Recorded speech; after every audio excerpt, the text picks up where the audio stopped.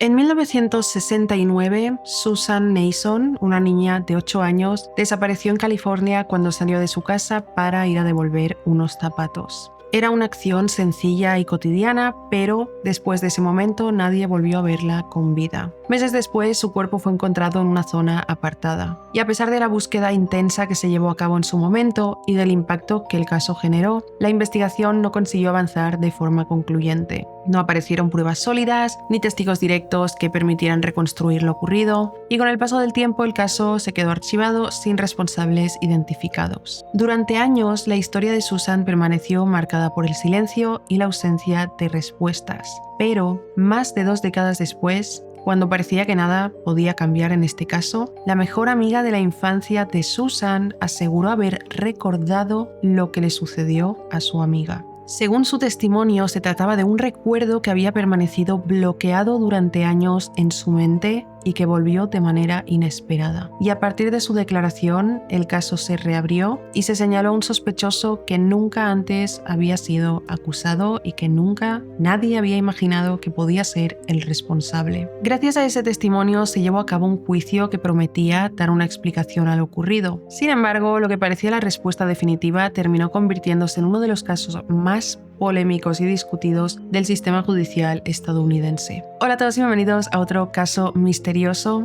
Hoy vamos a hablar sobre un caso muy fuerte y muy impactante por la manera en la que se descubrió lo ocurrido. Antes de empezar con este caso, si te gusta este tipo de contenido, suscríbete al canal, déjame un me gusta y empecemos con el caso de Susan Nason.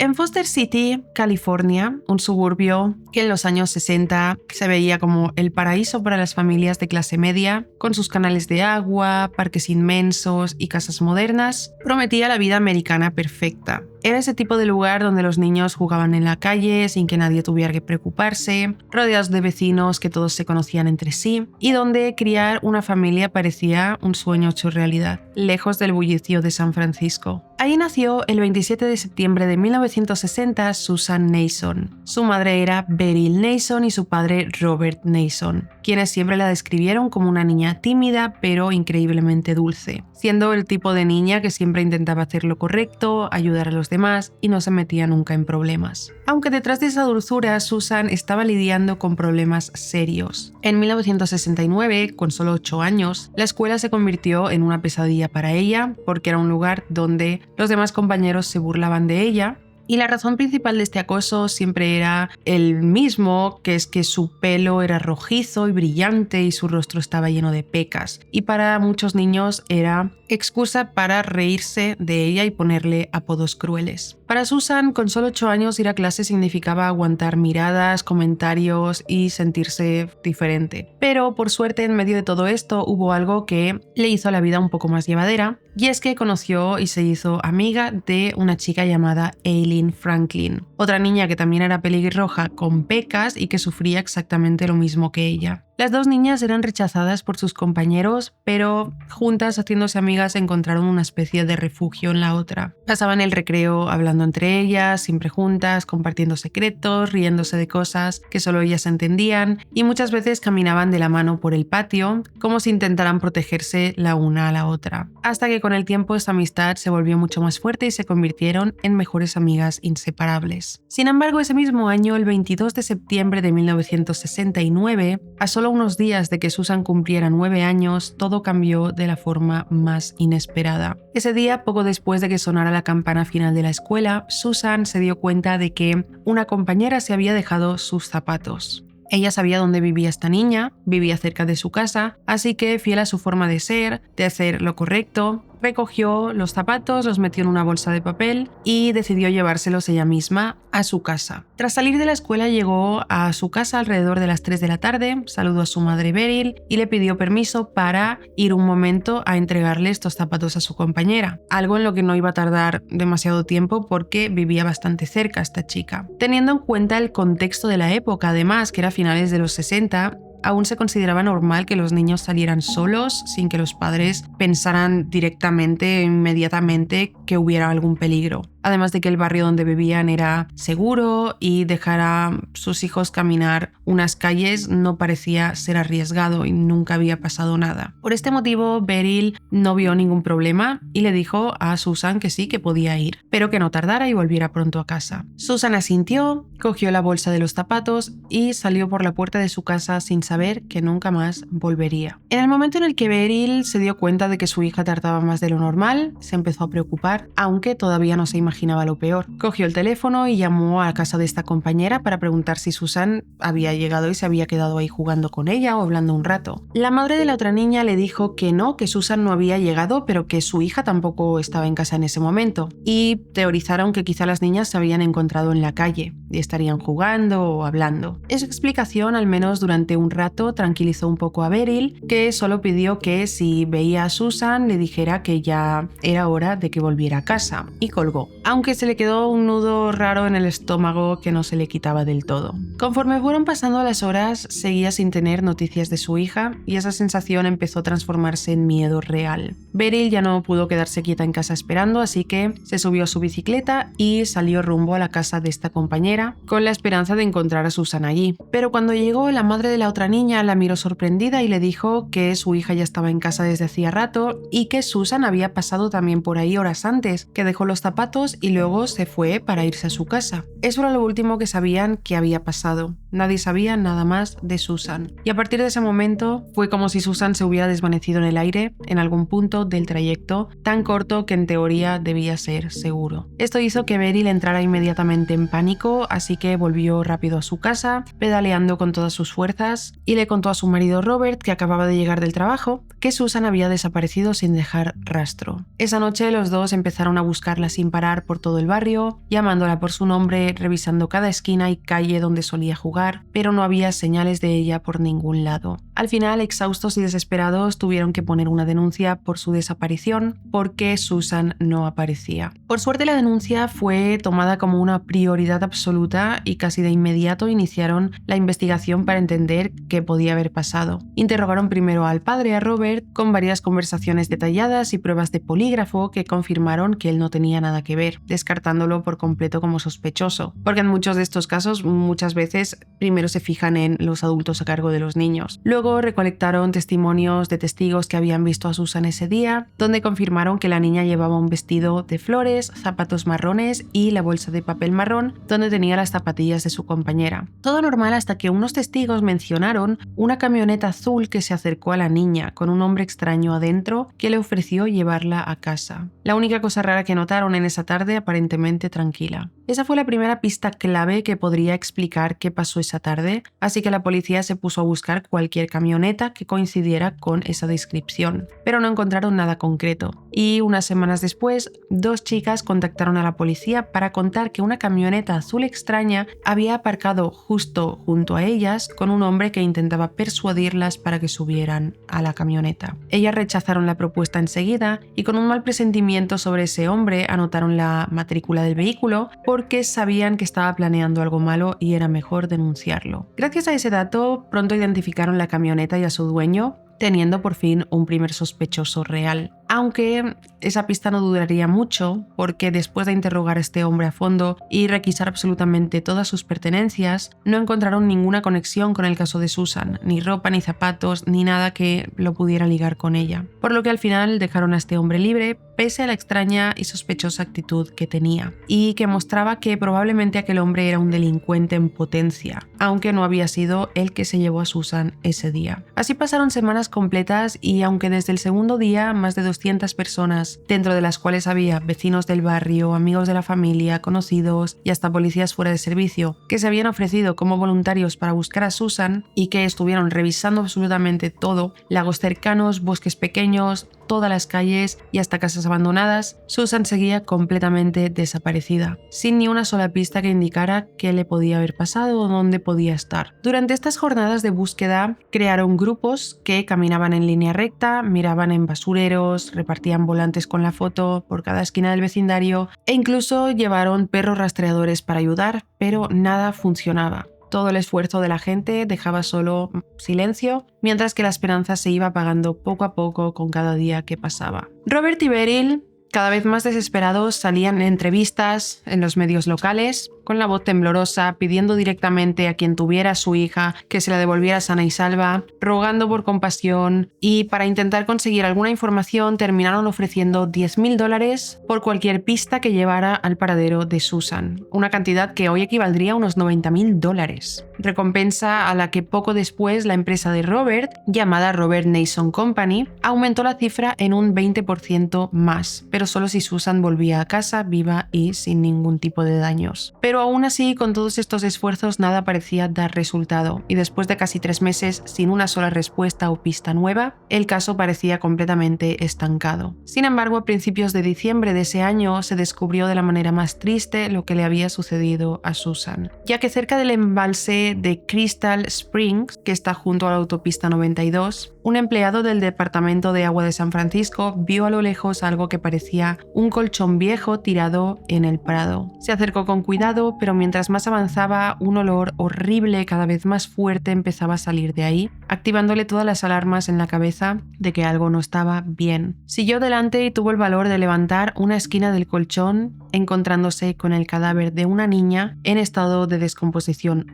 muy avanzada y una imagen que lo dejó helado en el lugar, y que después de un rato pudo reaccionar y llamar a las autoridades, que llegaron en cuestión de minutos. Cuando los forenses llegaron al lugar, analizar la escena fue un trabajo muy complicado para ellos porque el cuerpo ya no tenía rasgos reconocibles, así que solo pudieron guiarse por los registros dentales para saber de quién se trataba. Lo hicieron y de esa manera confirmaron la devastadora noticia de que se trataba de Susan Nason. Poco después, Beryl reforzó también esa identificación al reconocer el vestido que tenía puesto, ya que ella misma lo había cosido a mano para su hija. En análisis posteriores, la autopsia reveló que la causa de muerte fue un golpe fuerte en la cabeza con un objeto pesado como una roca, pero no se pudo identificar si fue agredida sexualmente debido al estado en el que se encontraba el cadáver. Lo único adicional que se encontró después fue que un anillo que llevaba Susan se rompió también por la fuerza del impacto que recibió, dejando marcas en sus huesos que coincidían con un intento de defensa al cubrirse la cara. Después de este hallazgo, la investigación siguió con todo detalle, repasando el último día que se vio a Susan viva y revisando cada pista del 22 de septiembre. Pero a pesar del dolor enorme de la familia y de todos los intentos por averiguar qué había pasado, no surgió nada claro sobre quién o qué había causado aquello. El tiempo siguió pasando sin ninguna novedad, el caso se fue enfriando hasta quedar archivado, sin investigación activa, y así pasaron 20 años completos donde parecía que todo se iba a quedar así, sin respuestas, hasta que de repente, de la forma más inesperada, el caso de Susan Nason volvió a abrirse. Saltamos a 1989. Aileen Franklin, la mejor amiga de la infancia de Susan, tenía 29 años en ese momento. Estaba en un día normal en su casa con sus 2 hijos y su marido, simplemente jugando como cualquier familia. Pero mientras jugaba con su hija de 5 años, por un instante la miró directamente a los ojos y algo inesperado pasó por la mente de Aileen. De repente le apareció un recuerdo que hasta ese día había estado completamente bloqueado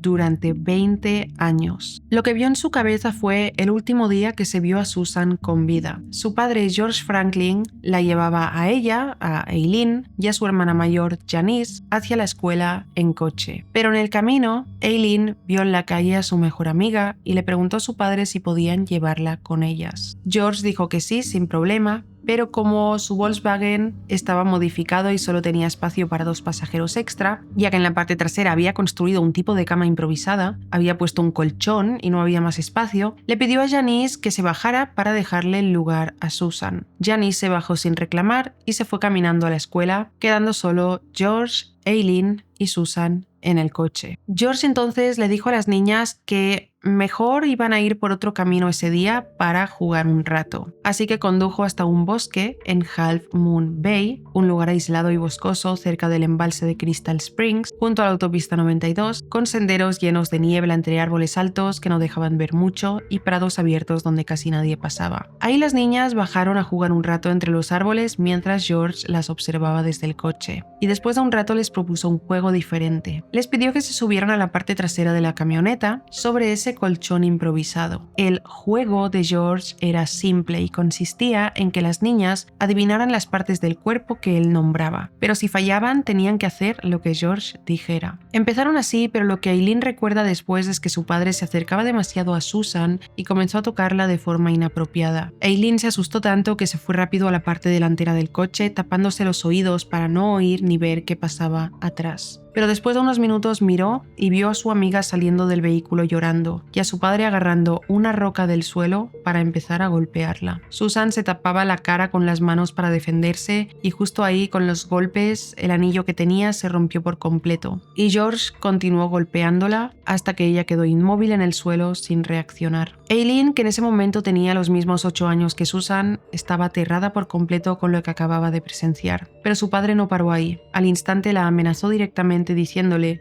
que si contaba algo de lo que había visto, ella iba a terminar igual que su mejor amiga Susan. Después la obligó a ayudarlo a sacar el colchón de la camioneta, lo puso encima del cuerpo para intentar esconderlo y dejarlo abandonado ahí. Y una vez que terminaron de hacer esto, los dos se fueron del lugar como si nada. La mente de Eileen, siendo tan pequeña, empezó desde ese día a enterrar esa experiencia horrible para no tener que lidiar con ella. Y ese recuerdo no volvió a salir hasta 20 años después. Y cuando finalmente volvió, Eileen se quedó paralizada y confundida, sin saber al principio si era real o no, pero los detalles volvían una y otra vez tan claros y repetidos que terminó convenciéndose de que eso sí que había pasado. Y llena de miedo se lo contó a su marido, confesándole que ella había sido testigo del asesinato de su amiga Susan Nason y que el asesino había sido su propio padre. Su marido, Barry Hill, la escuchó con toda la atención del mundo y se quedó tan impactado como ella, entendiendo al instante lo grave que era todo lo que Eileen le contaba sobre ese día y sobre su infancia entera. Para Barry no había duda y sabía que lo mejor era llamar de inmediato a las autoridades para denunciar a George Franklin, porque lo que no podían hacer era guardar ese secreto. Al principio Eileen estaba muy nerviosa con la idea de acusar a su propio padre, pero poco a poco, con el apoyo constante de su marido y de su familia cercana y de otros recuerdos que empezaron a venirle a la mente sobre su niñez, se sintió más segura de que tenía que hablar y contar la verdad. Sin embargo, fue Barry quien llamó a las autoridades contándoles que su mujer había sido testigo de un caso de asesinato que no se había resuelto,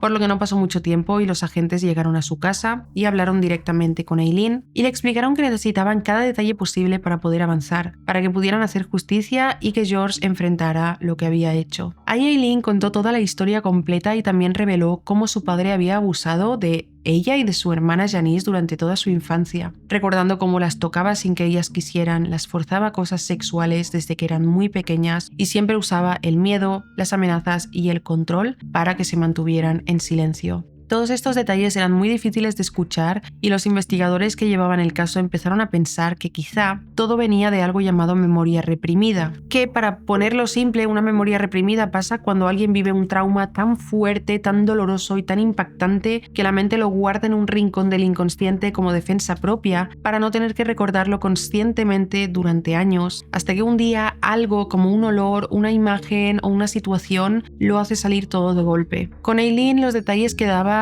del asesinato de Susan y de los abusos eran muy precisos y desde el primer momento dejó claro que no la habían hipnotizado ni que había sacado ninguna información de los periódicos o de noticias de la época, asegurando siempre que todo había salido de sus recuerdos. Con eso en mente, el gran desafío para los investigadores en ese momento fue tomar esa declaración y hacerla y convertirla en una prueba fuerte para el juez. Algo difícil porque era casi la única evidencia directa que tenían, por lo cual desde el principio le avisaron tanto a ella como a su familia y como a la familia de Susan que no podían prometer que George terminara en prisión. Mientras preparaban todo para llevar los testimonios a un juicio formal, Eileen empezó a salir en varias entrevistas de programas de televisión y eso hizo que el caso explotara de nuevo en popularidad. Pero también se volvió bastante polémico. En las noticias se discutía abiertamente si se podía creer al 100% en la memoria de alguien, sobre todo si era memoria reprimida, para mandar a una persona a la cárcel por un crimen tan serio como un asesinato. La familia de Susan se enteró de lo que Eileen decía y aunque les removía un dolor enorme, vieron en su historia una explicación posible para lo que le había pasado a su hija, así que apoyaron que investigaran a fondo a George Franklin. Poco después, Janice, la hermana mayor de Eileen, confirmó que todo lo de los abusos que habían sufrido de niñas por parte de su padre era cierto y contó también lo que ella recordaba del día en que Susan desapareció. Janice contó que, tal como su hermana había explicado antes, ese día ella iba en la camioneta Volkswagen de su padre y que cuando se cruzaron con Susan por el camino, George le pidió directamente que se bajara para dejarle el asiento a la amiga de su hermana. Por eso Janice tuvo que caminar sola hasta la escuela y no supo qué pasó después porque ya no estuvo ahí, pero sí que recuerda perfectamente cómo durante los siguientes días a la desaparición de Susan, su padre se unía a los voluntariados que la buscaban y pasaba una y otra vez, casi de forma ansiosa, por la zona exacta donde meses más tarde apareció el cuerpo de la niña. Por lo que siempre en el fondo Janice tuvo la sospecha de su padre, de que él estuviera involucrado en lo que le pasó a Susan, pero no tenía pruebas de nada concreto. Y cada vez que trataba de preguntar o sacar el tema de por qué él iba tanto a ese lugar, George la amenazaba con hacerle daño si abría la boca. Por otro lado, Leah Franklin, la madre de las dos chicas, de Aileen y Janice, y exmujer de George, también confirmó que siempre había tenido sospechas fuertes de que su exmarido fuera el responsable, porque cuando todavía vivían juntos, notaba actitudes muy raras en él después de todo lo que sucedió con Susan, pero nunca se atrevió a denunciarlo por el miedo tan grande que le tenía a su entonces marido. Para ese momento ya eran 3 personas, Aileen, Janice y la misma Leah, las que creían sin duda que George tenía la culpa de todo. Pero, ¿qué decía George frente a todas estas acusaciones? En esa época él tenía 51 años y cuando los detectives llegaron a su casa y le contaron de qué estaba siendo acusado por sus hijas, lo primero que hizo fue hacer una pregunta fría, preguntando: ¿hablaron con mis hijas? ¿Ellas les contaron eso? Como si quisiera tantear qué tanto sabían antes de decir algo. Después de eso lo negó todo por completo, diciendo que no tenía nada que ver con la muerte de Susan, que sus hijas inventaban todo por rencores viejos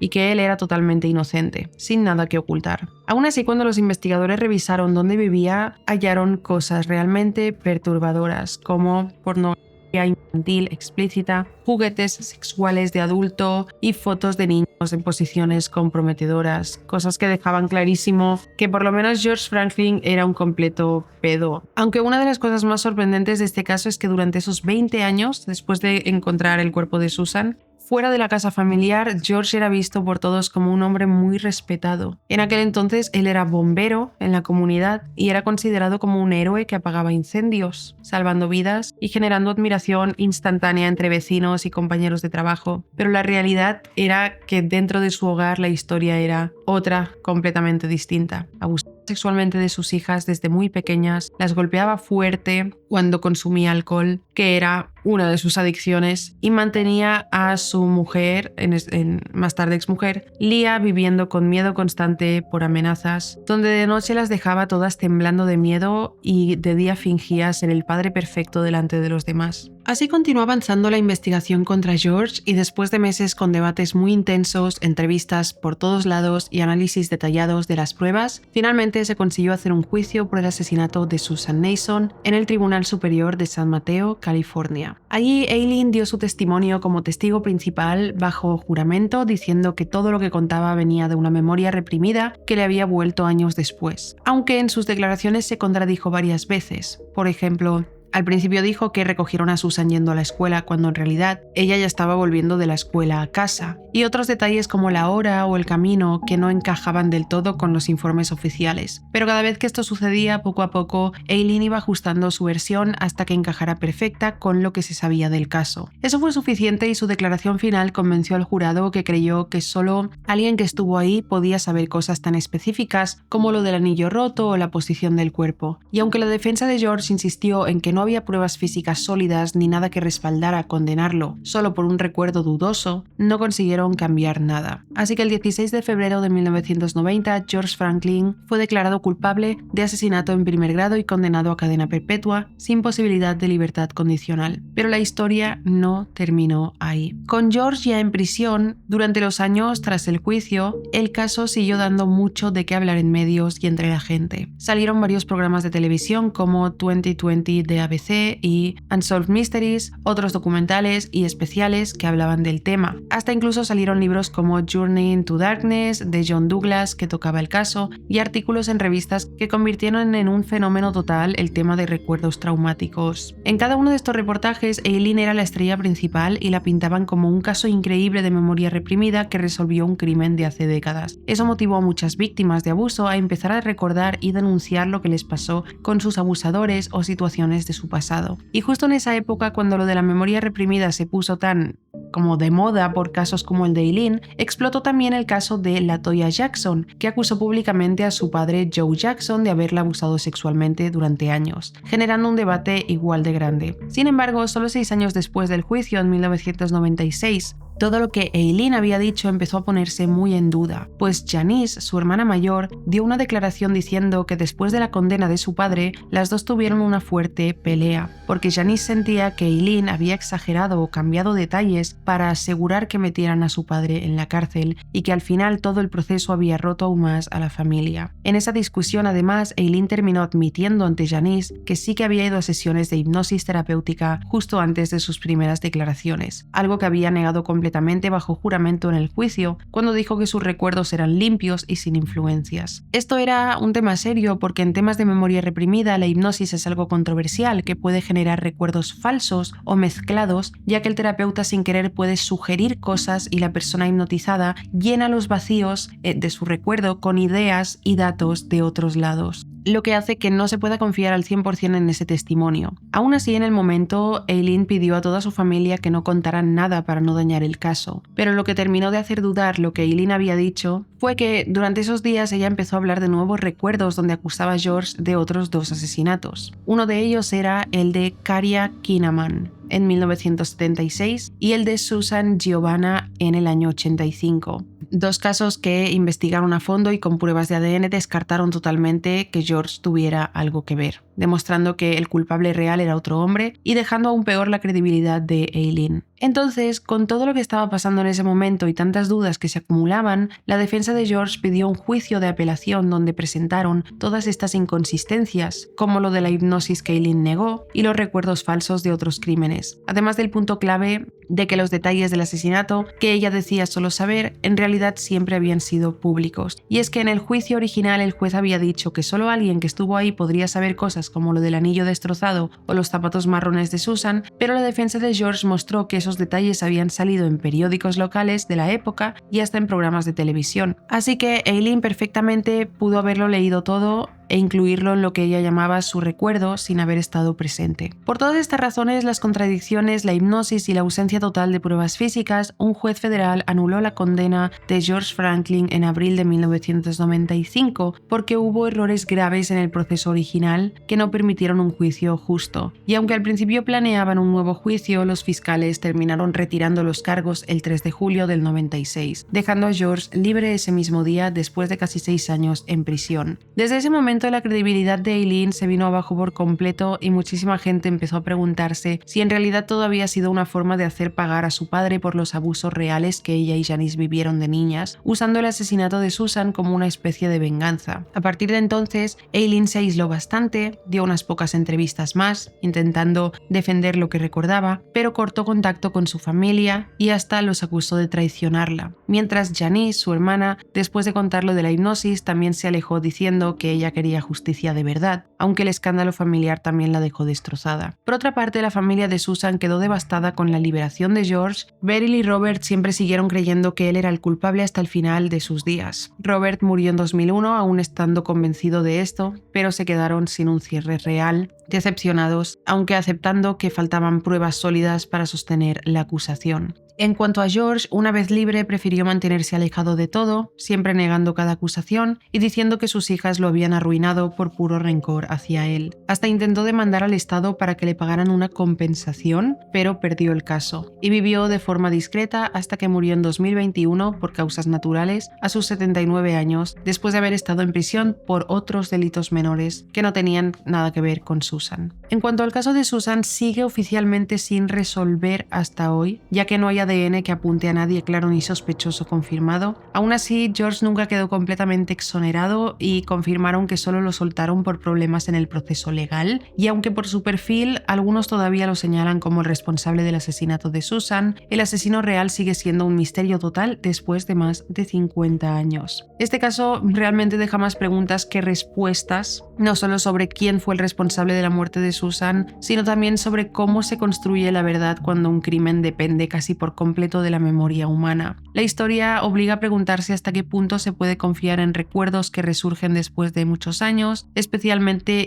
cuando intervienen el trauma, el paso del tiempo y posibles influencias externas. Y la familia de Susan tuvo que enfrentar no solo la pérdida de su hija, sino también décadas de incertidumbre, procesos judiciales contradictorios y la ausencia de un cierre claro sobre qué pasó realmente. Nada de todo esto que pasó con George Franklin le pudo devolver a los padres de Susan la tranquilidad de que ya ha terminado el proceso y de que ya saben la verdad, ni ofrecerles una explicación definitiva que pusiera fin a ese sufrimiento relacionado con que el caso estuviera abierto y sin resolver. Y me gustaría saber qué opináis sobre este caso tras conocer todo el contexto. Mi opinión personal después de conocer toda la historia es que es muy probable que Aileen Franklin no mintiera del todo. Algo que me hace dudar un poco es que también tuviera recuerdos de otros 2 asesinatos con los que comprobaron que su padre no tenía nada que ver, pero